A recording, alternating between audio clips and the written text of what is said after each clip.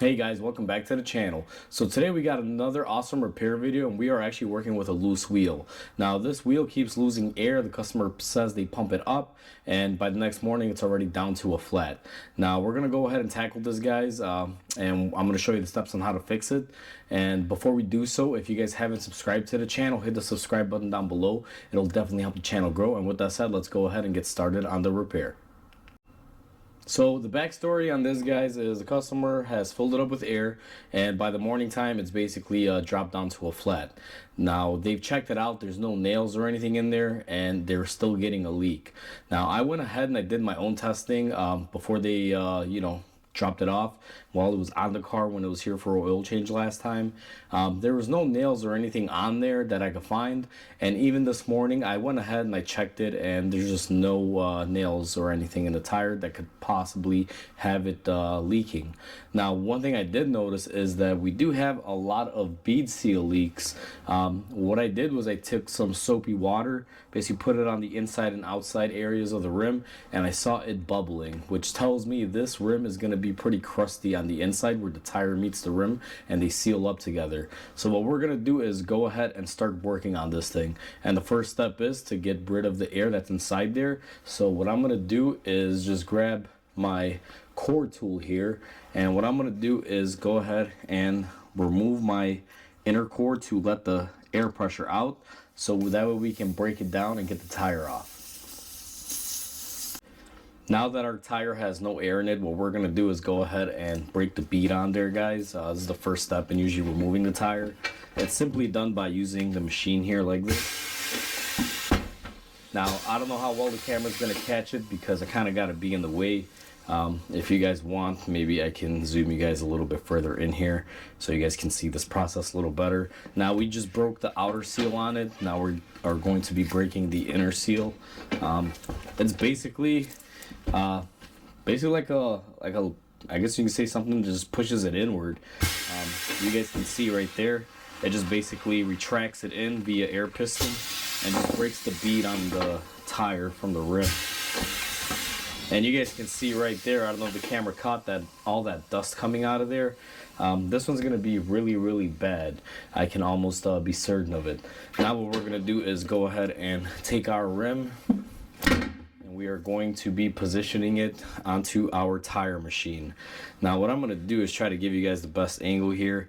I don't know how well this is going to work, and unfortunately the customer does not want me to balance this tire at this time because it's going to be a spare tire for them. So what I'm going to do is mark the orientation of the tire, just because they refuse to pay the balancing, and I want to try to get it at least close to where it was. They said it's going to be a spare tire because right now the spare that they have on there is a full size and it's better than this. So I'm just going to mark it to play it safe, and I'm going to go ahead and proceed to take down our tire here.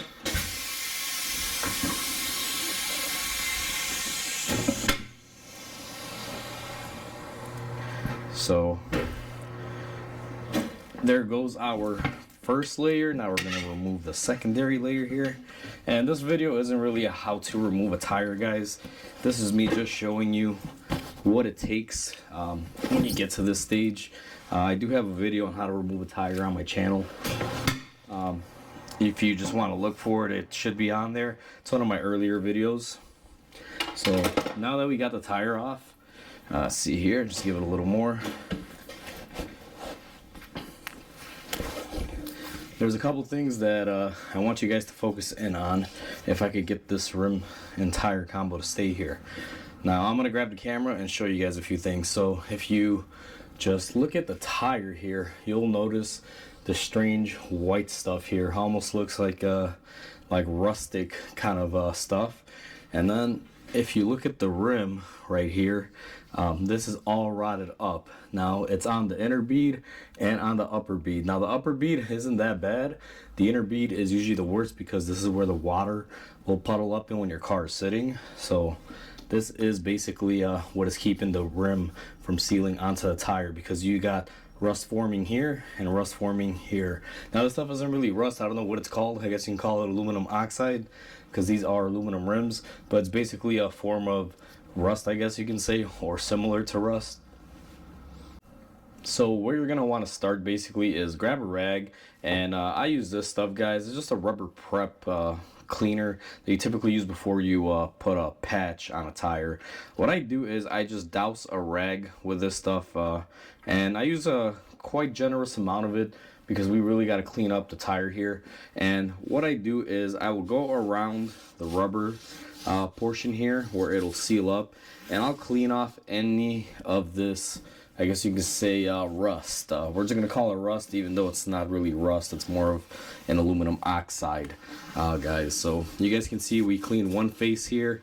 It's looking pretty good. And then we're going to go ahead and flip her around, and we're going to be cleaning our other fascia.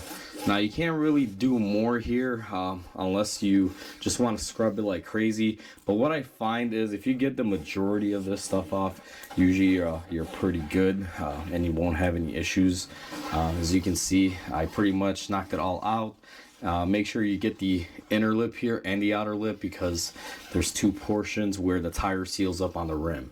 Now that we got that done, we're going to go ahead and take the tire out of the equation, and we're going to be focusing in on the rim. Alright guys, so our tire got prepped. We got all of the oxide slash rust off of there. Now we're going to be focusing on the rim. What I like to use is basically my die grinder here, and I use what I call an oatmeal cookie, which is basically like a core sanding disc. And what you're going to want to do is basically come in here and just start cleaning this off. Now just to give you guys a little bit of a show here so you guys can see what I'm referring to, I'm going to go ahead and do it really quick. This is going to be a little loud, so just giving you guys a heads up, but I'll show you a portion of what you're looking to do.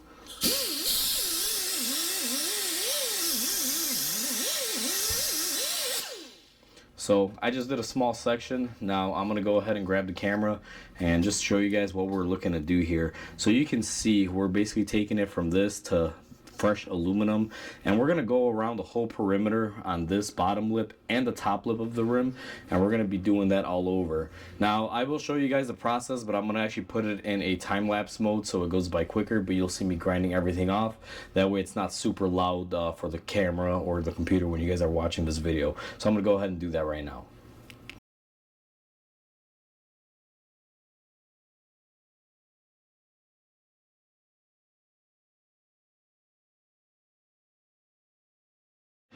Alright guys, so in the time lapse you guys saw, we went ahead and we cleared everything. Now I'll zoom you guys into the rim here, and you guys will see we got a nice and perfect finish here. See if I could get this straightened up, and you guys will see it's nice and clean all the way around. Now one thing in the previous clip, guys, that I will mention, and I'm bonehead for this because I completely forgot to put it on, but when you're grinding wheels like this, use a mask. I had my mask out, I just forgot to put it on.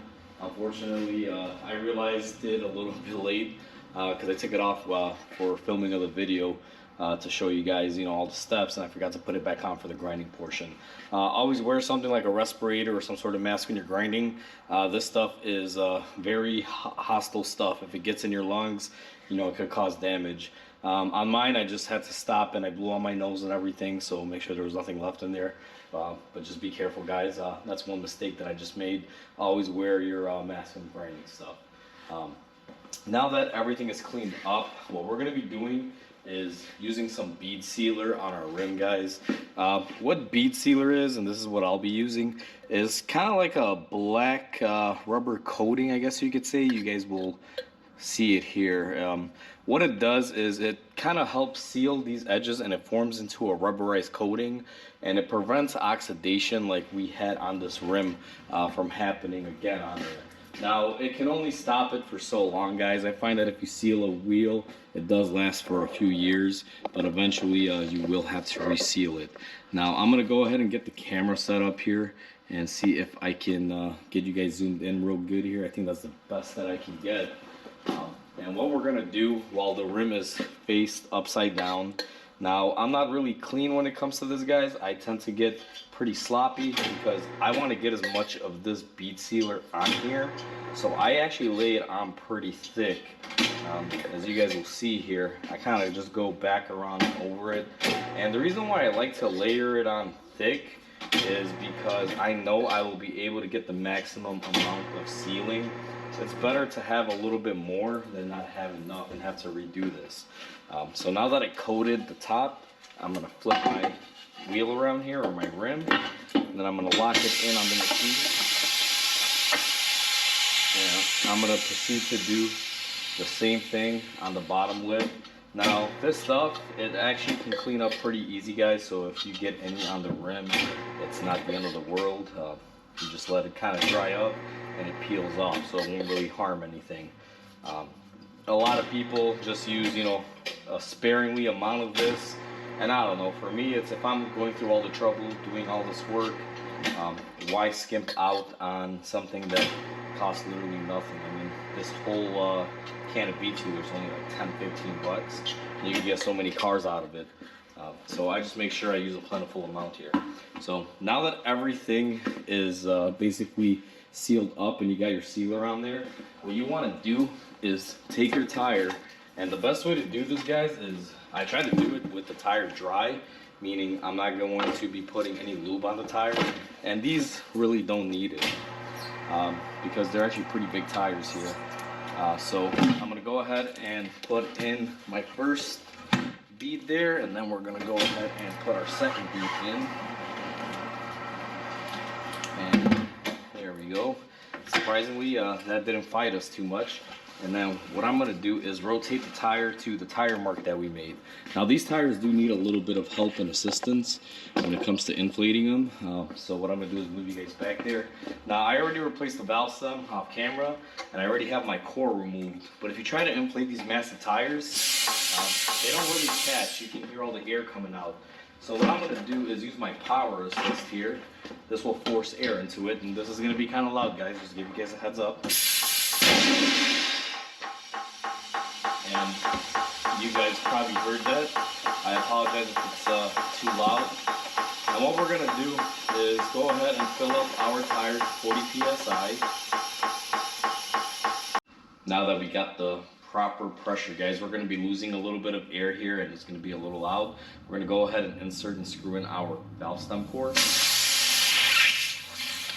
Now, if you guys don't have a core remover, you can easily buy one of these, but it's hard to do this job without a tire machine or without a good way to be able to remove the tire off the rim. And also, you do got to have a balancer to balance it. On this one, we mark it because the customer didn't want to pay for the balancing. Like I said earlier, we plan on using this as their spare wheel, which I can agree but also disagree with. Anytime you take the tire off the wheel, you should be rebalancing it. But unfortunately, times are hard now, so most people are trying to save money any way they can. So now that we got the air in there and everything is sealed up, you're pretty much ready to go. All you have to do is either balance it if you were balancing the tire, or in this scenario, we're just going to basically let it hang out until the customer decides to pick it up. But if you were doing this for your car, after you seal it and after you balance it or don't balance it, whatever you choose to do, you can go ahead and put it on your car and just start driving on it right away. It doesn't really need any setup time or anything. It'll just kind of dry out on its own, and you won't have any more leaking or anything. And if you wanted to check to see if your tire or rim was leaking, what you can do is just take a bottle of water and basically just spray the bead, which is going to be where the tire meets the rim, guys, and have a little bit of soapy water on there, and you don't see any bubbling. Now, we sealed this one up, so I don't expect there to be any sort of bubbling or anything, but that's one way to check. So that's pretty much how you fix a rim that refuses to hold air in it and it's leaking past the seal, guys. Alright guys, so that is how you seal up a rim and clean it out that refuses to seal on your tire. As you guys saw, this one was pretty bad. You can see my vest here is covered up in a lot of aluminum oxide / rust, whatever you prefer to call it. It's not that bad as long as you got the proper tools, guys. This is very common among a lot of manufacturers, and it all basically comes down to who installed the tires. Every time you remove a tire and reinstall a new one, they should be cleaning up your wheel and sealing it. However, I find most tire shops don't do that, and that's what I believe happened here because there was no bead sealer on there previously. If it gets bead sealed, it'll last a lot longer. This thing can easily go down the road for 5 years before it has any more issues as far as this happening again to it, because now I got that surface cleaned up and sealed up, so nothing will really grow on it with that sealer in place. And it's just that easy, guys. One thing I do want to mention, make sure when you're grinding stuff like this, you wear a face mask. As you guys saw, I screwed up. I took mine off because I was filming this video and I forgot to put it on in the grinding stage. But I had it sitting here the whole time right next to me, unfortunately, and you know, it is what it is. But make sure you have your own personal safety equipment so you guys don't get hurt when you do this. And with that said, that's pretty much how you fix a tire rim leak, guys. So with that said, please comment, like, and subscribe because it definitely helps the channel grow. And I hope you guys have a wonderful day. I'll catch you guys on the next repair.